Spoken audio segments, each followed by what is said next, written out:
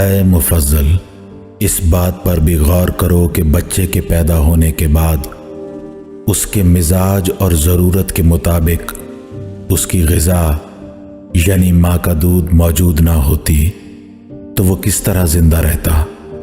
اگر ایک خاص وقت پر بچے کے دانت نہ نکلتے تو وہ روٹی، گوشت، پھلوں اور سبزیوں کو کس طرح کھا سکتا تھا؟ اور اگر نہ کھاتا تو اس کی نشو و نما کس طرح ممکن تھی؟ اگر مرد و عورت ایک جیسے ہوتے تو ان کی شناخت اور ان کے درمیان ایک دوسرے کے لیے کشش کس طرح پیدا ہوتی؟ تو مفضل، اب تم دیکھو کہ کیا بغیر کسی پیدا کرنے والے کے یہ سب تدبیریں، یہ مصلحتیں اور باریکیاں ممکن تھیں؟ تو یہ کہنا کہ کوئی پیدا کرنے والا نہیں ہے، سب کچھ بس خود بخود پیدا ہو گیا، ایک احمقانہ سوچ کے سوا کچھ نہیں۔ یہ ملحدین جو کچھ کہتے ہیں، اللہ تعالیٰ اس سے بہت برتر ہے۔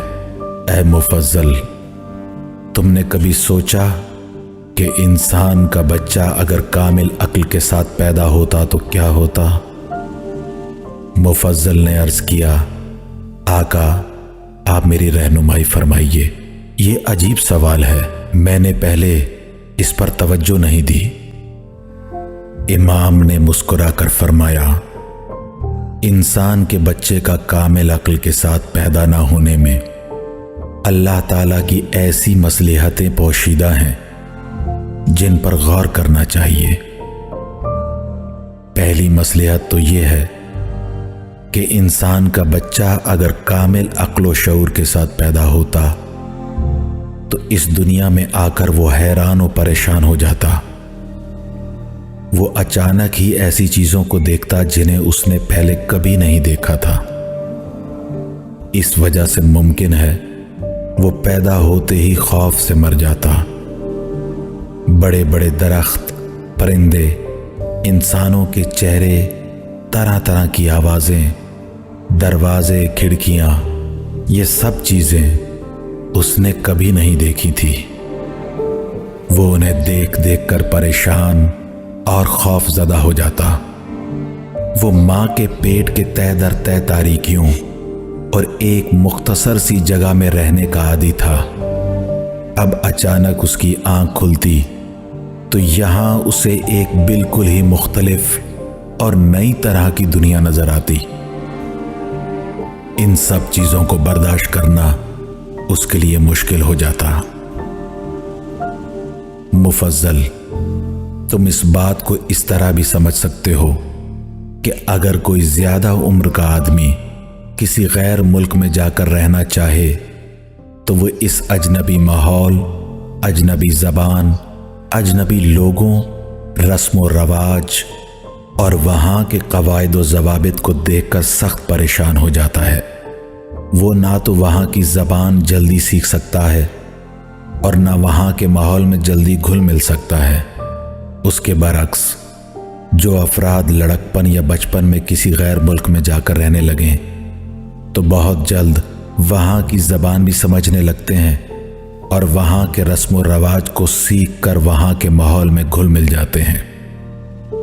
اسی طرح بچہ اگر کامل عقل و شعور کے ساتھ پیدا ہوتا اور آنکھیں کھلتے ہی اچانک اس دنیا کے عجیب عجیب چیزیں دیکھتا، طرح طرح کی صورتیں اور قسم قسم کی آوازیں سنتا تو سخت تعجب میں رہتا اور ایک مدت تک اس کی سمجھ میں نہ آتا کہ میں کہاں آ گیا ہوں اور جو کچھ میں دیکھ رہا ہوں یہ کیا ہے۔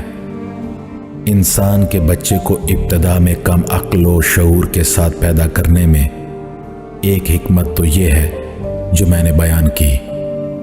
دوسری مصلحت یہ تھی کہ انسان کا بچہ اگر کامل عقل کے ساتھ پیدا ہوتا تو جس طرح وہ پیدا ہوتا ہے، پھر جس طرح اسے نہلایا دھلایا اور کپڑوں میں لپیٹا جاتا ہے، کوئی اسے پیار کرتا ہے، کوئی اسے گود میں اٹھاتا ہے، کبھی اسے زبردستی دوا دی جاتی ہے، کبھی رفع حاجت کے بعد اسے دھلایا جاتا ہے۔